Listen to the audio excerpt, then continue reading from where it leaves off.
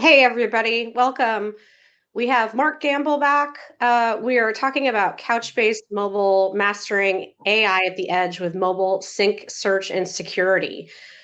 For those of you who are familiar with us, this is actually part two of a three-part series on our Couchbase mobile product that we are putting together for you today. If you missed it, in the docs section, you'll see a link to the on-demand webcast that we held just a couple weeks ago. That one's going to give you kind of an overview of all of our Couchbase mobile capabilities together. This one, we're going to dive quite a bit deeper into sync, search, and security. And then as our third one is going to be behind the scenes of a mobile app. So the one on December 10th and 11th, definitely more for developers looking behind the code. We're going to invite Wayne Carter, who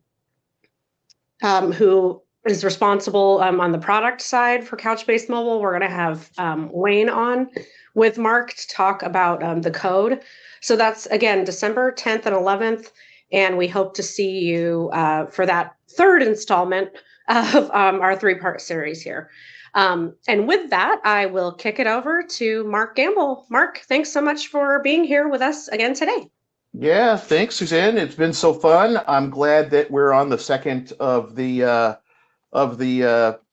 different ones. And let me go ahead and start back into our share here. Here we go. All right, now slides are up. We're underway. So, like Suzanne said, Mark here with Couchbase. I'm really excited to be here to talk this time about AI and how mobile sync, search, and security impact AI and are impacted by AI, mobile AI apps. So we'll be delving into how developers can ensure that their AI-based mobile apps provide an always-on, always-fast experience, no matter where users may go. And we'll basically cover off on how Couchbase Mobile enables a mobile AI platform ecosystem that provides uptime and real-time speed, through this concept of a comprehensive mobile database platform with AI support. So I'll be showing a live demo today. So be sure to stick around for the whole program. And with that, let's go ahead and dive right in.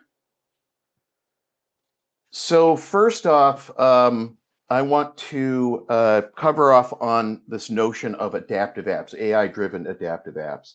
And this slide kind of encapsulates that as the end goal for our customers. They might not call, their endeavors or their applications adaptive apps or AI-powered apps, but they are nonetheless, they exhibit these type of tenets and attributes. And we find that, a lot of our customers come to us not asking for AI per se, or they don't want AI for the sake of AI. They see it as a means to really engage users better. What they really want to do is produce applications that adapt themselves for the individual users, because that's what keeps people using them. And by adaptive, we mean apps that are really hyper-personal, that feel like interacting with a trusted friend or advisor.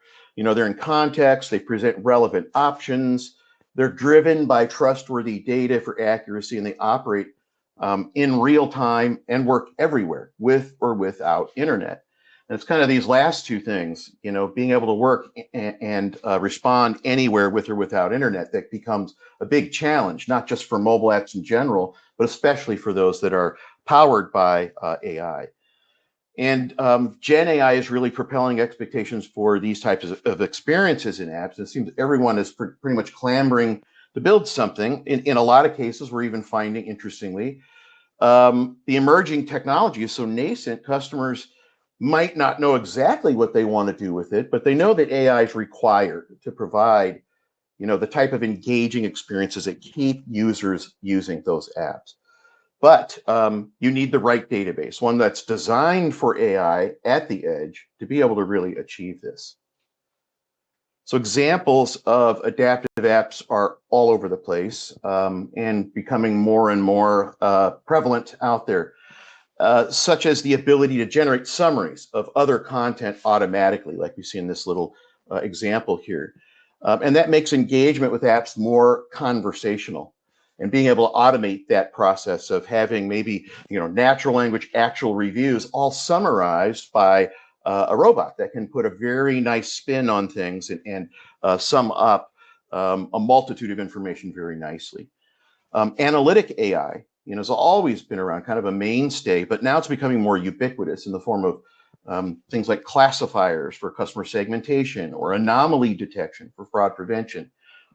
And search systems are becoming more contextual to present more personalized offers and recommendations, right? That's what really engages. If you're seeking something or offered something that and you don't get results that actually match what you had in mind or are not in context, that's a failure on the app's part. So being able to make the right offer at the right time of the right thing is really key. And we also see chatbots, conversational chatbots are taking the place of live humans for simple service tasks and questions. They're a mainstay of most websites and applications these days. So these sorts of examples will become more and more common within apps as developers learn to harness AI in increasingly effective ways. So to truly engage users, apps at the edge have to work at lightning speed all the time, no matter where users go, because they expect it, right? They expect an always fast, always on experience, or they'll just abandon the application without hesitation.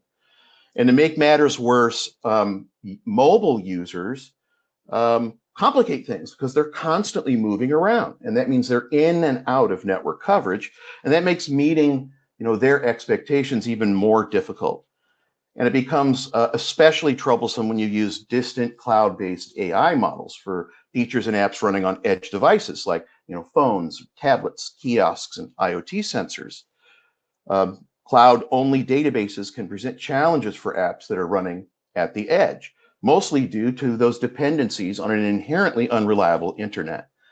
So because of the latency and availability issues that are common for modern networks, apps that require real-time results from AI models they really can't achieve the speed and responsiveness to be as effective as they could in many cases.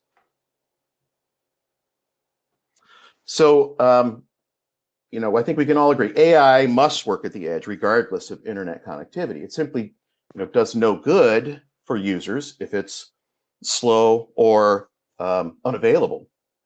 And an edge AI architecture is the answer here. So the goal of edge AI is to bring data and AI processing closer to the applications and consumers, users that are accessing it. And that makes it more readily available and so faster and more reliable. And to do so, you need to do things like embed a database and lightweight AI model to edge clients where it makes sense to do so. And that reduces dependencies on the internet. And you need to be able to synchronize data, across the ecosystem, from the edge to the cloud and back for consistency and integrity. This model speeds up applications because data doesn't have to travel all the way to the cloud and back just to be evaluated. And it makes them more reliable because local data processing can help remove internet slowness and outages from the equation here. And overall, it can help handle privacy better because sensitive data never has to leave the edge. And then finally, it promises more efficient bandwidth usage by lessening the load between the cloud and the edge. And that's important when on shared networks where bandwidth can really vary greatly depending on time and demand. So the edge AI architecture is not about eliminating the cloud. You still require that central aggregation point for app ecosystems, especially large distributed apps. But it's really about distributing the data and AI processing out from the cloud. So that's not only in the cloud, but out to the edge. So this simple diagram illustrates how edge AI architectures address the issues of app speed and reliability by moving data storage and processing closer to the clients that use it. So this is a very simplified diagram, just three layers, but imagine this could be n number of tiers or layers as required. So at the top, we have the cloud tier. This houses the cloud database and a gateway for data synchronization, as well as cloud AI models. These could be LLMs or traditional machine learning models. And in the center, we have an intermediate tier of data processing, edge nodes, if you will. This could be on-prem or in a private cloud, or think in, a rack on a cruise ship or in the back of a big box store, this kind of thing. And at this tier, we have local AI models running in that same tier. And in the bottom tier, we see edge devices leveraging embedded data processing. And this is where the database also runs as part of the app on device. It's part of the code base. And we also see lightweight embedded AI models depicted here, also running on device. There's a staggering number of new lightweight mobile optimized models that seem to be coming out every week. And so that playing field is becoming more and more broad, with small language models being a real cornerstone, I think. And this architecture really makes AI-powered apps faster and more resilient by eliminating those dependencies on distant cloud data centers and making them more secure by isolating data to the edge, where it can be processed more quickly and more readily available. So by running AI and data processing locally, such as in a near proximity data center or even on a device, apps become faster and more reliable because they're not dependent on the internet for accessing data or AI models. So now we go to the next iteration of the same diagram. So before I was speaking a little more generically, now we overlay Couchbase to this architecture, and we see that it fits it like a glove. And that's because Couchbase is a database platform that can run, search, and sync data anywhere, in the cloud, at the edge, on-prem, within a 5G network, even directly on edge devices, seamlessly synchronizing data between and within those layers, allowing for applications to store and process data right at the point of interaction without relying on that central cloud data center. So notice the fundamental piece here of synchronization, even at the bottom layer between devices.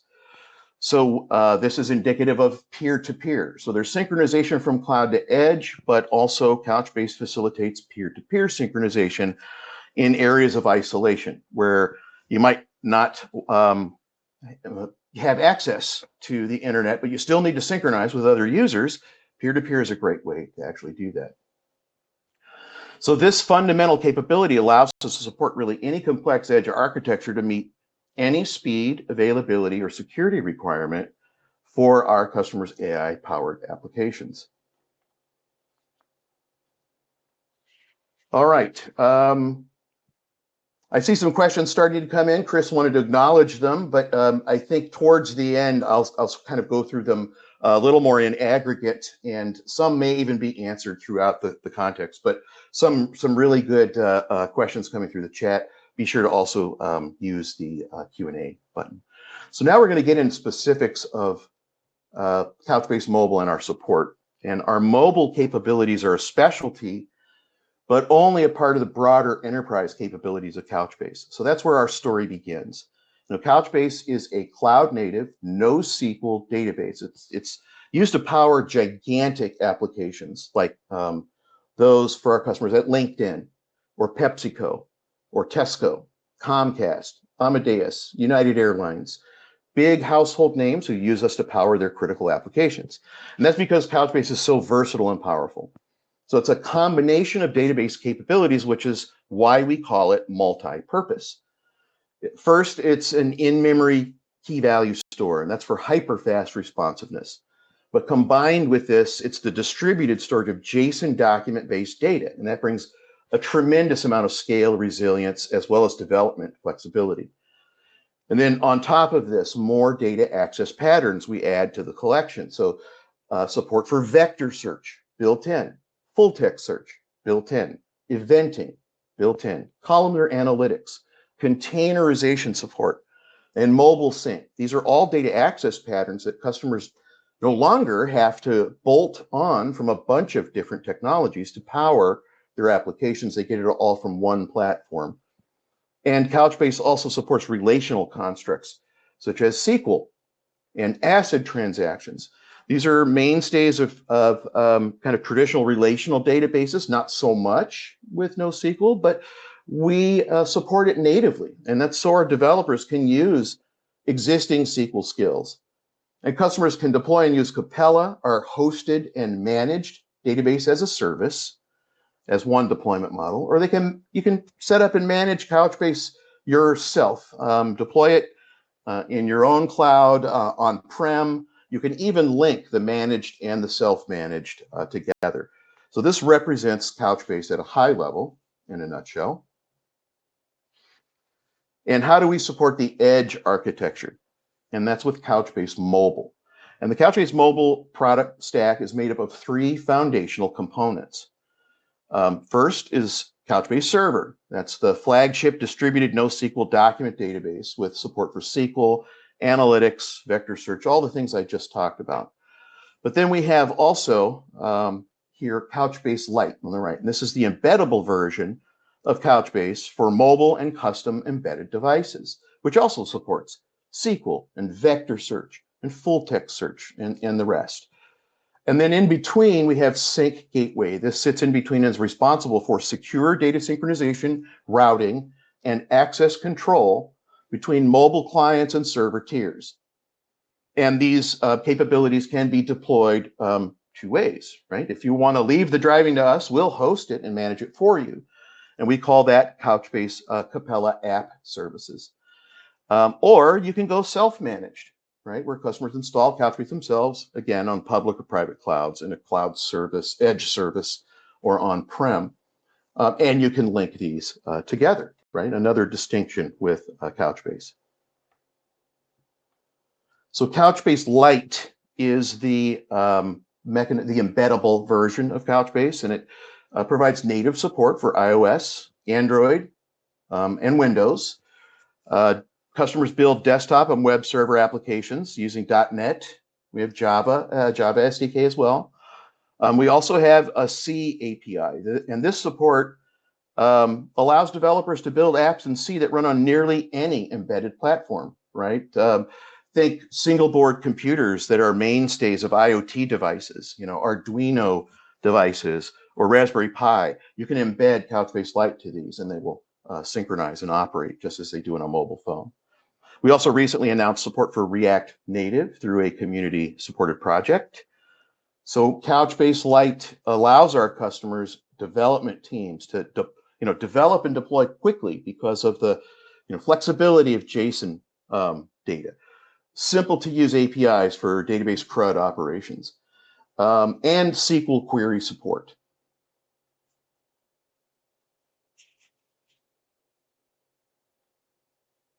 There's one question I can answer pretty quickly. Is it mandatory to use Couchbase Server Sync Gateway with Couchbase Lite? It's not. Couchbase Lite can actually run it completely air-gapped as a standalone database if you wish. But we'd say that you'd be sacrificing some of the greater benefit of a cloud-to-edge comprehensive ecosystem. But Couchbase Lite can run all by itself, as a matter of fact. So good question, Arnold. All right, now we'll get into data synchronization and a little bit granular there. To build resilient mobile applications, you need comprehensive data sync for integrity and accuracy, as well as security and just a good user experience, right? Data sync means that multiplayer games reflect accurate stats and scores, or retail app catalogs are always up to date. Healthcare apps are always showing current patient data, and sensor arrays can be monitored and reacted to in real time, right? All these are just permutations of the value of data synchronization. And the reason that I point this out is a lot of our customers will start out trying to build synchronization for their mobile apps themselves. And it's in concept very simple. If something happens, just write it to the rest of the ecosystem. And then lo and behold, it's discovered that it is wildly complex because you have to deal with so much. You have to essentially be able to contend with sync conflicts and how to resolve them. You have to ensure security so no one sees the wrong stuff, right? You have to make sure sync isn't just one way or the other, but that it can actually be bidirectional. You have to understand, your apps have to understand when to sync and when not to, right? Don't start trying to sync when the network's not available. And so you have to have awareness in your sync engine for that. And then for those times when you don't have a central cloud control point for synchronization, you need to contend for that and allow for things like peer-to-peer synchronization when in isolation. So, building data sync for yourself for mobile apps is inherently complex. It's more than just replicating data. It's making sure that it's done securely, accurately, instantly, every time.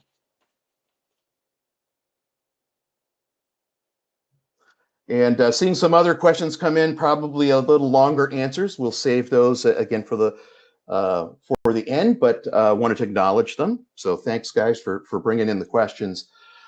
We just want to say again, don't build data sync yourself. It's going to take precious time away from working on core functionality. Use a mobile database platform with built-in sync. So Couchbase Mobile gives you these capabilities. On sync management, we provide support for streaming, polling, one-time, continuous, and push synchronization. And the granularity of sync has direct impact on network bandwidth usage. So Delta Sync is the way in which you can only sync what's changed versus the entire document. If one price changes in a catalog, why send the whole document? How about just send one field? And that's important for reducing latency, especially where network bandwidth is limited.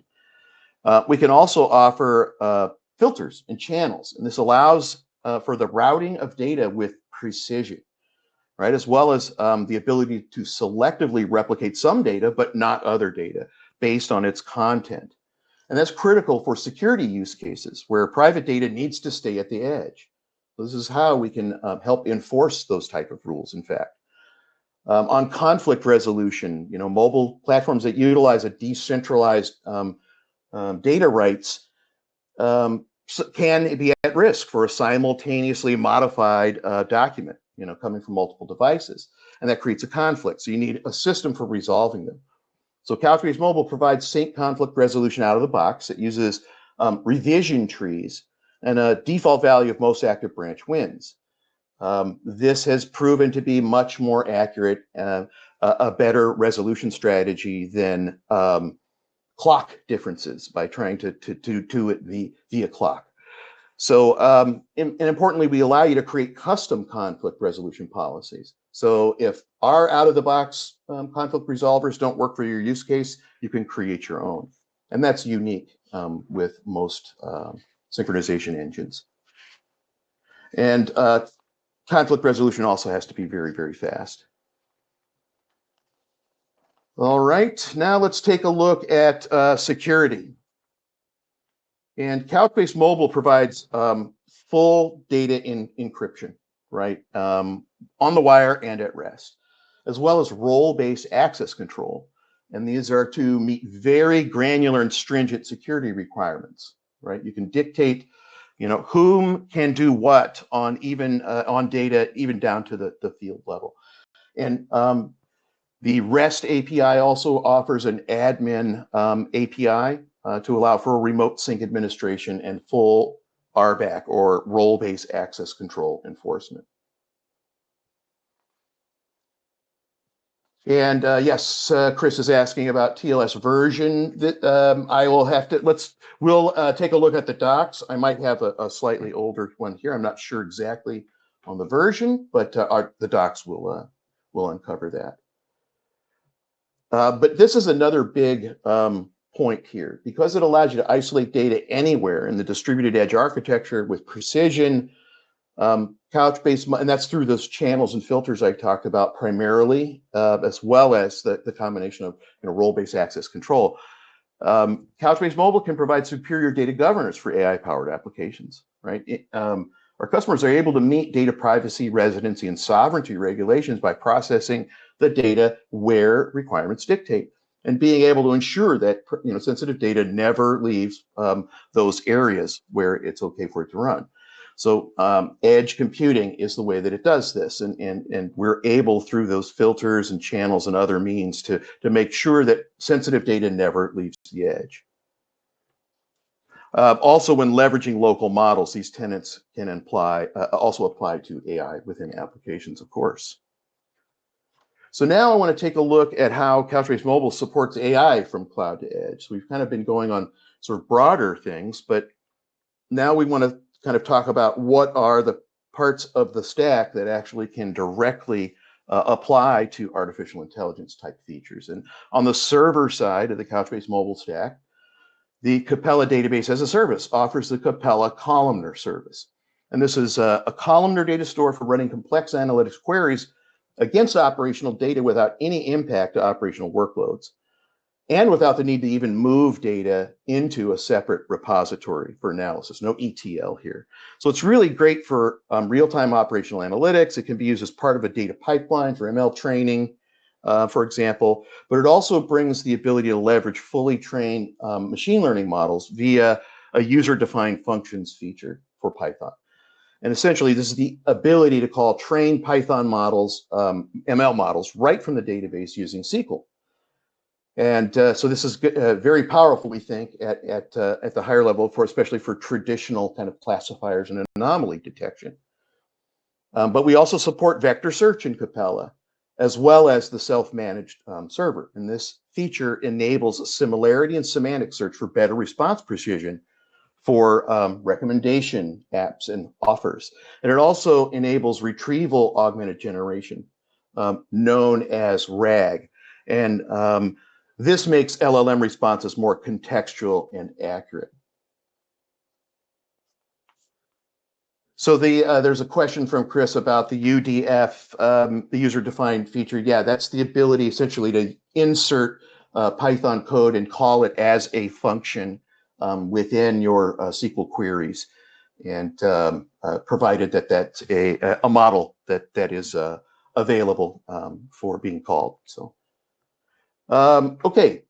So now I want to go to the embedded database side of the stack, right? We started on the kind of AI functionality and features on the server side. Now on the embedded database side, Couchbase Lite has a feature called a predictive query API. And this, like its cousin, the user-defined function in the server, can be used to call trained mobile machine learning models at the edge using app data stored locally in Couchbase Lite. And the benefit there is that it works even when offline, provided you've got a local lightweight model. And Couchbase Lite also supports vector search. So this brings all the vector search benefits I just mentioned, but to the edge, right? Making searches super fast even without the internet.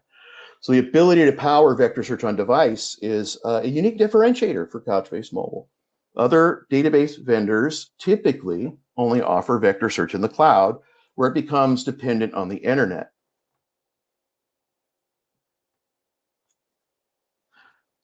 And real quick, Chris, you have astute observation. UDFs are Capella. The Python UDFs will be a Capella only thing, I believe, but I'll look that up. All right, so vector search, just a little bit about vector search for any of that doesn't. I'm not a data scientist, but this was the way it was explained to me. It was very helpful to understand why is this so important. Why is it the means to enable AI-based features? Vector search is essentially a means of representing data for the robot, right? The machine learning models, the LLMs, they basically speak in numbers, if you will. That's how they think.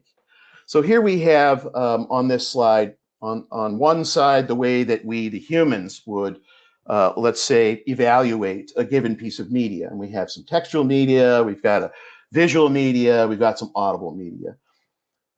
And the new models can actually evaluate these same things, but they don't do it the same way the humans do. We have to convert them into something that the models understand. And so vectors are a numeric representation of those different attributes of any given, let's say, media or data. So when you transform these different media into a numeric representation, the AI models can then compare it, the vectors for a given input against vectors that represent other data, and do things like find the nearest matching item based on in this case, a much deeper semantic meaning as represented by the vector numbers. So in this way, vector search looks for matches based on the meaning of the input, not just the input itself. So here we see a simple search query, for example, for running shoes. And we see different vectorized items around it, but notice that we've got a little green radius around that search. And that's basically sort of meant to depict how you tell the model, I want to look for nearest neighbors, but only to this radius. Because the further outside of that radius we get, the less and less contextual relevant it becomes. And if we were only looking for a text match of running shoes, if we don't have running shoes in the database, we might get back, sorry, search again.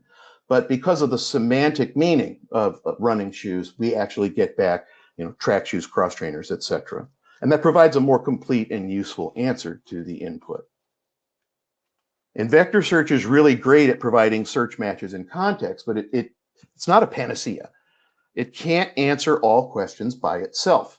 So consider a seemingly basic search prompt.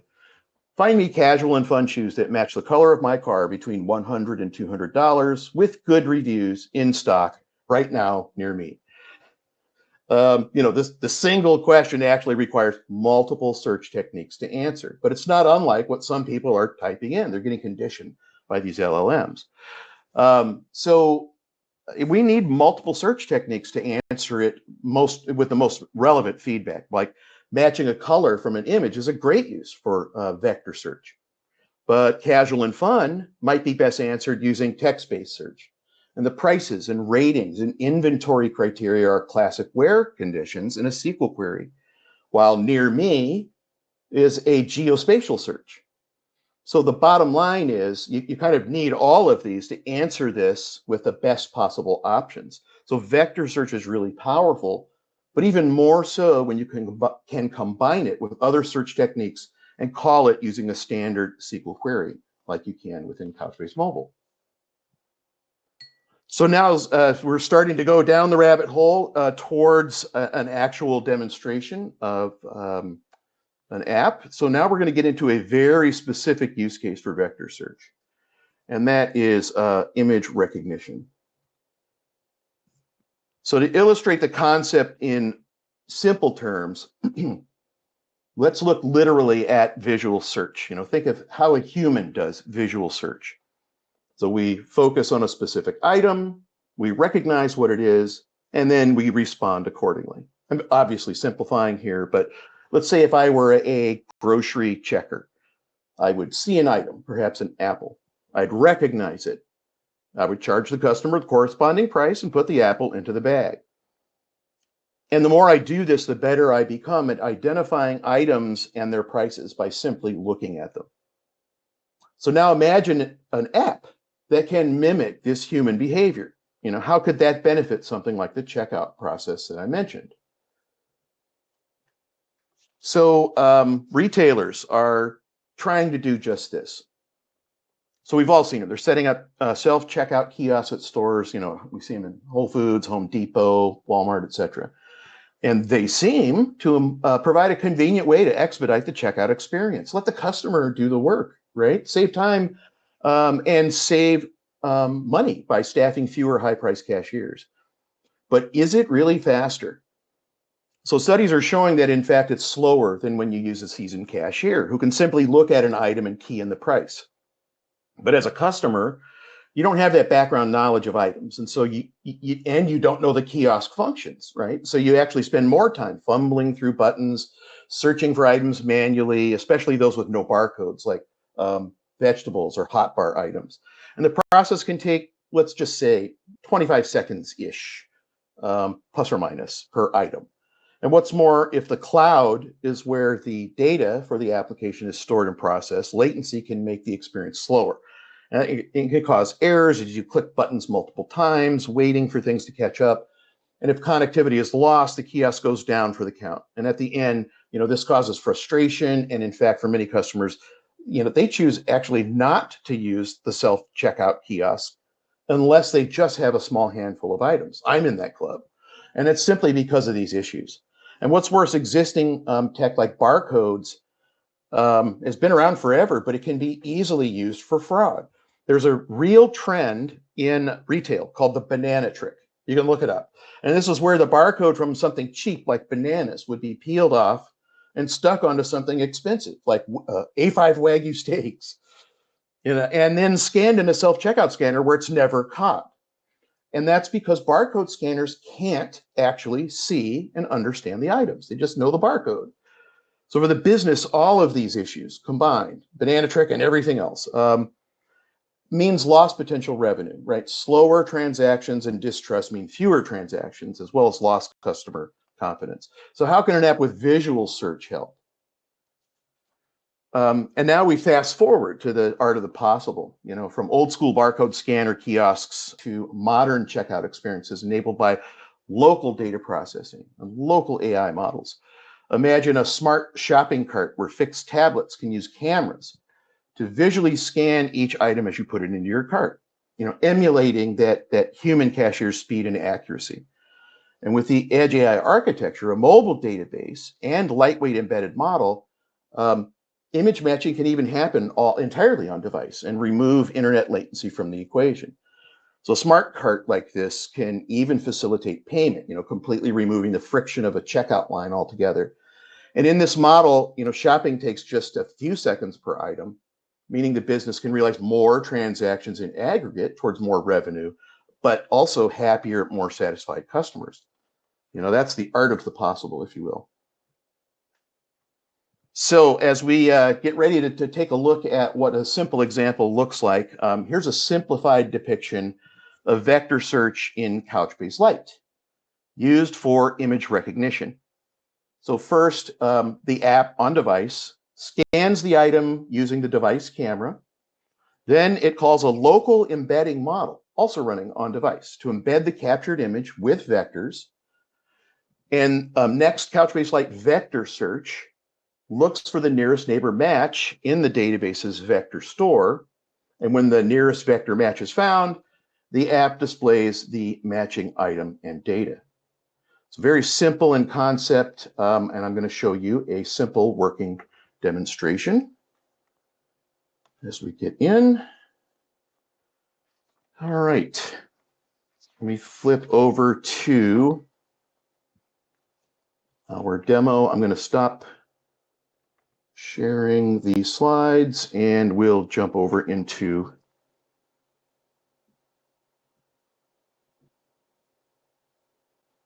all right.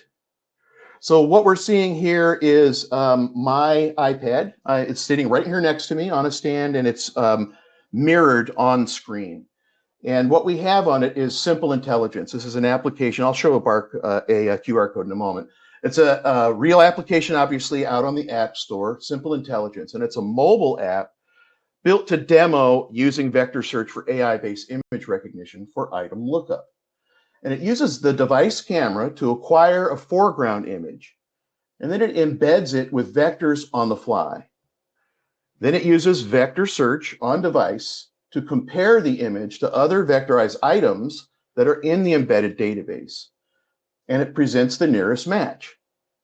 And it happens so fast because the database and vector search and AI vector embedded model are all running on the device. So the model we're using here is the Apple Vision library, and the app's meant to depict image-based item lookup for a variety of use cases like grocery checkout, and and it can provide more accuracy than a barcode. But of course, barcodes become more accurate through this ability too. So they're part of the image recognition. And notice every time we see something, we get where it's at, where we can find out what the price is. So we're pulling up associated data. And faces are also part of this. So for example, we're seeing much more in airports. You go through security lines, your face is being used to identify where you need to be, where your flight is. So this little demo also is able to contend with that. So a nice thing here is that the model and what et al. Running all on device means that while it's running here, while it's online, You can probably see where I'm taking this. We're going to go into the Wi-Fi. I'm going to turn my Wi-Fi off. And the app continues to work at lightning speed simply because of the local database and local model. And it looks like I've got about $47 worth of groceries here. I better stop scanning and get back to our presentation.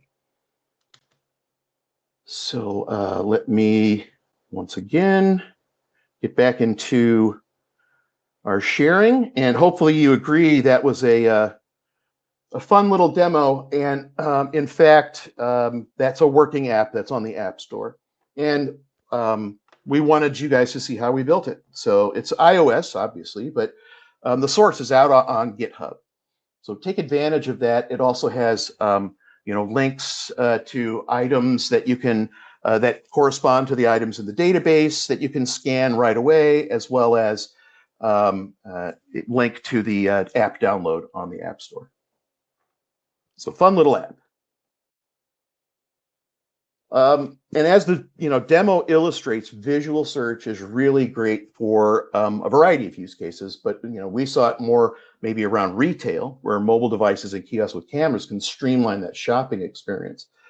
But it can also apply to things like insurance claims, where photos of damage can be used to assess costs and find replacement parts and recommend service. Visual search also speeds up the check-in process at airports and hotels, like we saw, using facial recognition for passes and security clearance. And it saves time, makes customers more happy. It sure saved me a lot of time at the airport recently traveling, for example. And other use cases include embedded smart mirrors in fashion retail locations. Using images of the consumer, the device can simulate how they might look wearing different outfits and accessories. So it's a lot less cumbersome than endless trips to the fitting room. And smart cities can also gain huge benefits from visual search, using sensors and cameras around town to optimize things like snow removal or streetlight usage. And cameras, of course, are a mainstay of security and surveillance systems. And so tying visual search to the captured images can detect security risk and help do things like find missing persons, for example. And lastly, defense, where drone footage, for example, could be used to identify threats from remote locations. And the ability to work without internet actually becomes a huge advantage for things like tactical operations. And these are just some of the possible use cases for visual search at the edge. So now broadening the aperture again as we close. And, we've got hundreds and hundreds of noteworthy customers using Couchbase Mobile. Some are household names, others are just small startups, right? But all had specific requirements for high-scale offline-first mobile applications. PepsiCo needed an offline-first sync solution for its order-to-cash mobile app, used by 35,000 sales reps and delivery drivers all over the US and Canada. You see their trucks driving by, the app that they're using to manage those deliveries and sales and whatnot are all running on Couchbase Mobile. Emirates Airlines, their flight staff use handheld tablets that have apps with Couchbase Lite embedded. And this allows them to access and update passenger information at all times, including while in flight, completely disconnected from the internet. Lodem Games, one of my favorite use cases, because their game is so addictive. It's a really cool and great demo of Couchbase. So they embed Couchbase to their most popular game called 4 Picks, 1 Word. And their requirements were simple: 100% uptime, and the ability for users to switch devices, even across platform, and pick right up where they left off from their game with no downtime. They have over 800 million downloads of this game, 4 Picks, 1 Word, and it's all managed through Capella App Services. And then Groundhog is illustrative of kind of industrial use case. They provide solutions for mining and oil companies, and they can guarantee speedy, reliable apps that operate thousands of feet underground. And thanks to Couchbase Mobile, they can provide those guarantees. So these are just some of the customer cases that prove out our ability to support massive deployments of offline first mobile applications. And we wanted to be sure to mention that Couchbase Capella offers a free tier that supports the database as a service and app services. So you could try out the mobile and edge capabilities with zero cost and zero risk. In fact, everything I showed today, that sample app can be run from the free tier, and you can sync down customized data to the applications. And that's in fact what we'll be doing in the next installment of our mobile series. We're going to go behind the scenes and show you how you can customize that image recognition demo as well as leverage synchronization to have the app recognize new images on the fly. So the free tier is a great way to start learning Couchbase, see how the cloud edge AI and data sync can work for your own mobile and IoT apps. Sign up. You can just simply go to cloud.couchbase.com/sign-up, and you can, whatever you spin up, you can choose the free tier. And then Suzanne mentioned that we're going to have the third of our 3 installments on December 10th. We'll be joined by Wayne Carter, who is not only the VP of Capella Engineering, he's the genius developer of the demo app that I showcased today, as well as the Sync app that I showed in the first installment. So Wayne is going to dive into the code behind this image recognition vector search demo app, show you how Couchbase Mobile is used to power it and the techniques that he leveraged for building it. So be sure to join us, as Suzanne mentioned. You can register at the links in the resource pages or at our website. So to wrap up, at Couchbase, we've been doing mobile for over a decade. We're not going anywhere. We see this as a strategic differentiator for us and for our product line. So the reason I say that is, if anybody out there is affected by MongoDB's recent deprecation of their mobile support, Couchbase is here for you. We're just saying. We're here as a better alternative, providing that end-to-end enterprise-class mobile database platform that's built to power apps at the edge that are always fast and always on, guaranteed.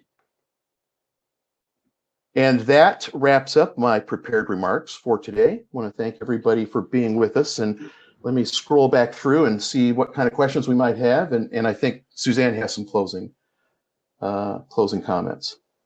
Yeah, there's just one question. It looks like you got to a lot of them, Mark. One just popped up again in the chat from Amin.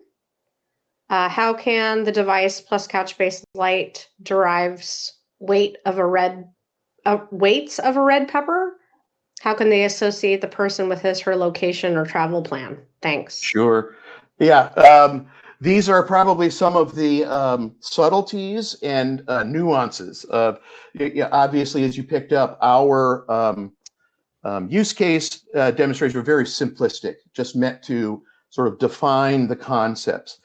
For visual search to actually determine weight might be able to be done within a level of precision. We're certainly not doing that, intending for that to any degree within this simple sample application.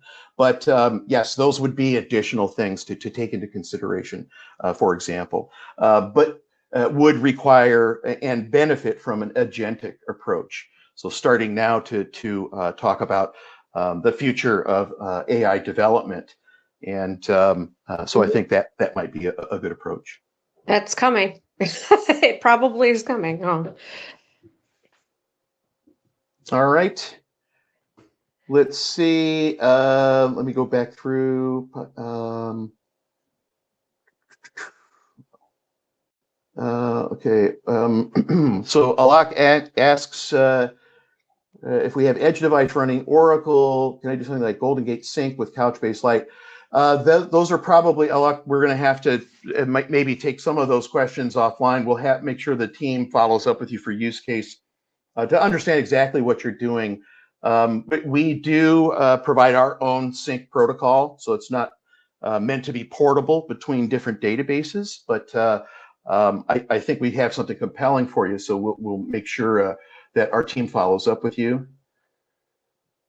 And I think we talked about the mandatory use of Couchbase Server Sync Gateway with Couchbase Lite, and it's not mandatory, although most beneficial and used as part.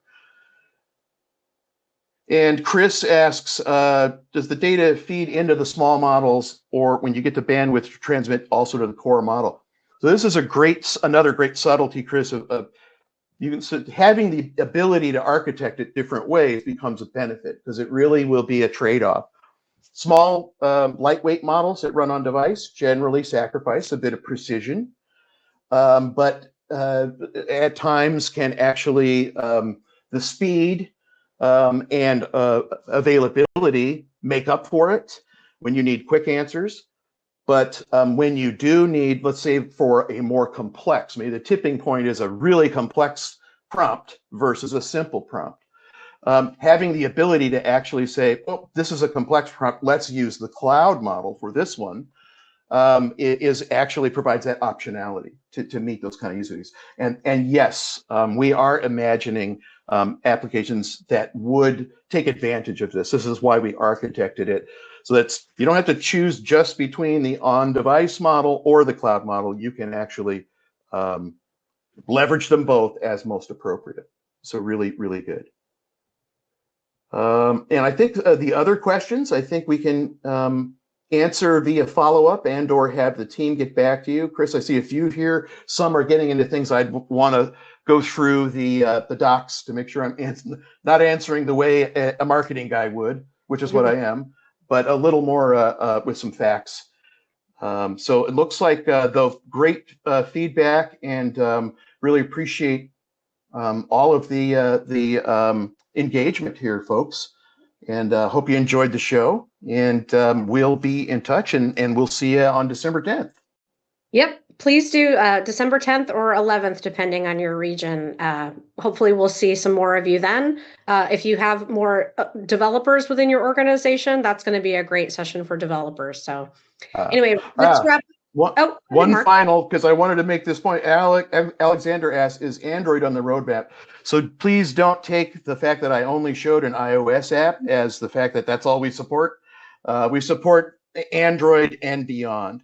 Will there be, if this is relative to that particular demo app, stay tuned. We're working on an Android version of that. But I wanted to be clear, yes, we support just about any and every platform out there. So thanks. So I think we'll wrap up. Mark, thanks so much again for being here as always. And again, December 10th or 11th, we will see you all then. Take care. We'll see you there. Thanks, guys. Bye.